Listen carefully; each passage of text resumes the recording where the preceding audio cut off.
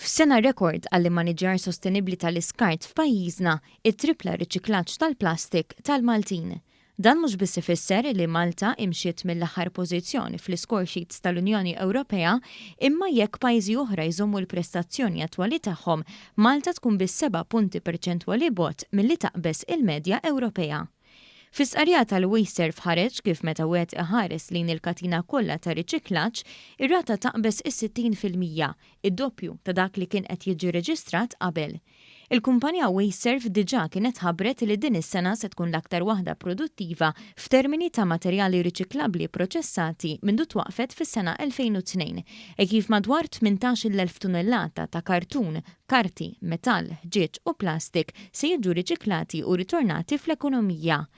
Żidiet sostanzjali ġew reġistrati fil-flussi tal-iskart kollha, bil-kartun u l-metall irrappreżentaw l-akbar titjib.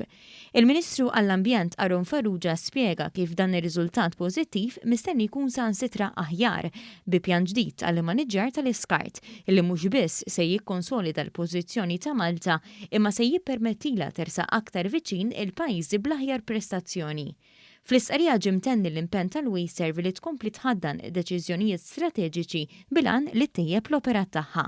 WasteServ se taħdem ukoll fuq l-implementazzjoni ta' investiment ta' 500 miljun euro li konsisti f'4 impjanti ġodda tal-ipproċessar tal-iskart li se jkunu parti mill-proġett il-ġdid EcoHive.